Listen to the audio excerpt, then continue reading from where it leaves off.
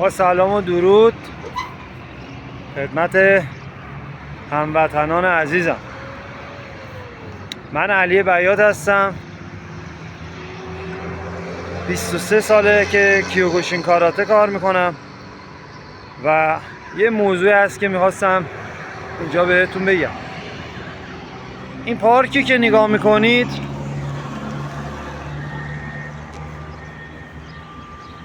تو این پارک 12 سال من داخل این پارکم.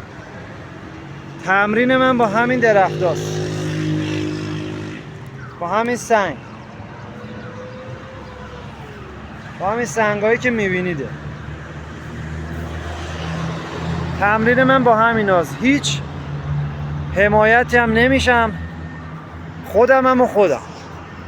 خدا رو شکر با این چیزایی که اینجا دیدید هیچ امکاناتی، مقامم هم حتی آوردم تو مسابقات. فقط میخواستم اینو بگم، لطفاً به این جوانایی که قدرت مالی ندارن، پول ندارن که خودشونو بکشن بالا برن اون ور آب، ترکیه یا هر جای دیگه ای، لطفاً دست اینا رو بگیرید، کمکشون کنید، حمایتشون کنید. یکیش خود من 23 سال ورزش کردم، 32 سال سنمه، هنوز به جایی نرسیدم از این ورزش.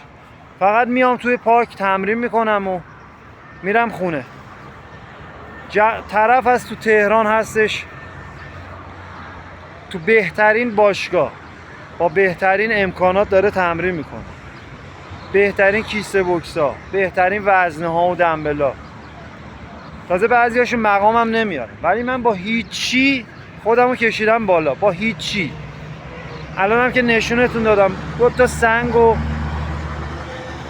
بلوک و درخت شده کیسه بوکس من، با مشت و لگد و ساق و میکنم رو این درختا. من تمرینم اینجوریه. فقط هم به خاطر همینه که حمایت نمیشم. همین، لطفا حمایت کنید. ممنون. اوس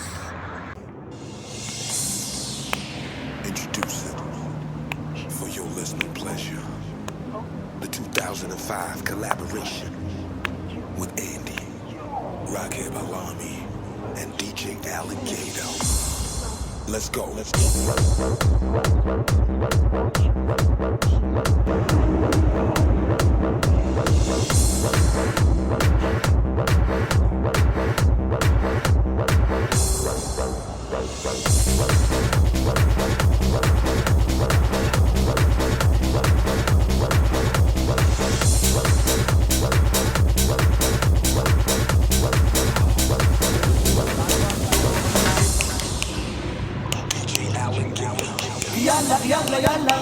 يلا يا شباب، يلا لنغني يا شباب. يلا يا شباب، يلا لنغني يا شباب. يلا يا شباب، يلا لنغني يا شباب. يلا يا شباب، يلا لنغني يا شباب.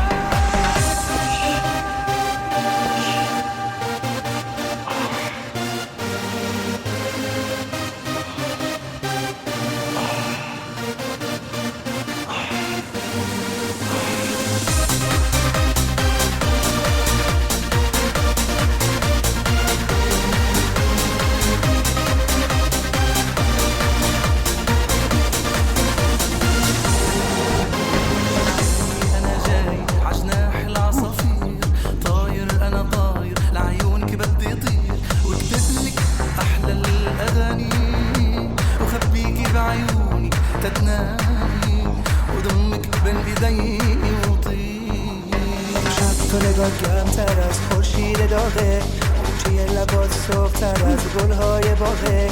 امشب واسه من قشنگ‌تری تو از همیشه. امشب شب ما هرگز فراموشم نمیشه. امشب شب ما هرگز فراموشم نمیشه. یالا یا شباب، یالا لنغنی یا شباب. یالا یا شباب، یالا ننغني يا شباب